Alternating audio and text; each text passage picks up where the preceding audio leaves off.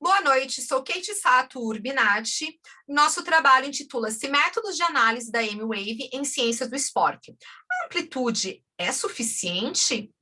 Entre diversos métodos para análise de M-Wave, uma delas é a análise pico a pico, no qual analisamos o primeiro pico da fase 1 e o pico da fase 2. No entanto, alguns autores, como o Rodrigues Falsis, discutem que não necessariamente a onda pico a pico tenha que ser, em análise de fadiga, necessariamente a melhor análise, uma vez que o ideal seria decompor esta curva em fase 1 e fase 2, até porque a fase 2 ele chama de end of fiber, que seria a não propagação, ou seja, esse componente de não propagação, ele estaria incorreto nesta análise. Então, analisarmos que a M-wave em processo de fadiga necessariamente diminui, não seria o ideal se utilizássemos outra metodologia.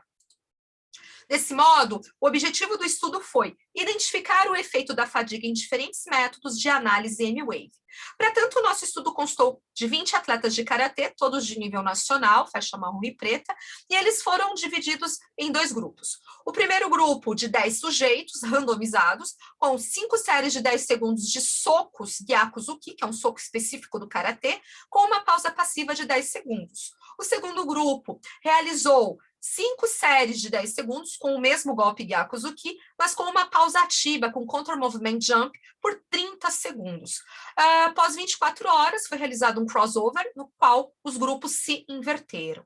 Antes e depois de cada protocolo, foi realizada uma estimulação elétrica no nervo femoral, com pulso único de duração de 100 milissegundos a 70% da contração voluntária máxima.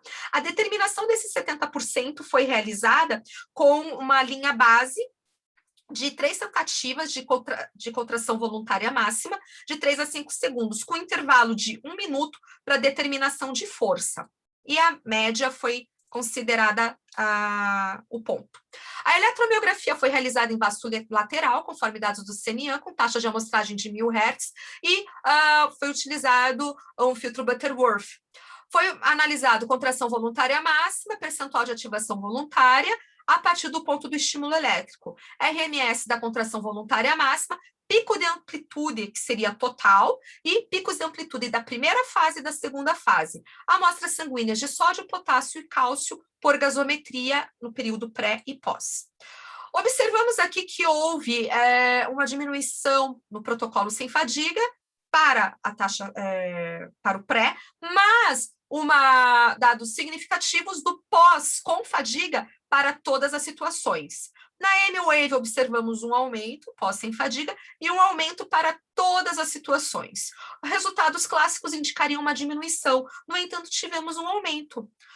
O que talvez, será que não indicou fatigabilidade? Talvez, uma vez que na fase 1 observamos que houve um aumento, principalmente na fase 1, do protocolo pós, com fadiga para todas as situações, e uma diminuição dessa fase 2, que seria a fase não propagativa do potencial de ação, para todos os protocolos.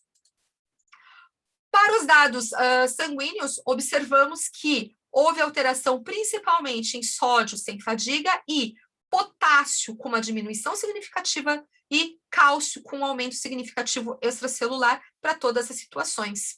Desse modo, podemos concluir que essas alterações no fluxo de sódio e potássio e diminuição no cálcio extracelular são indicativos de aumento da duração de potenciais de ação com maior atividade transmembrana.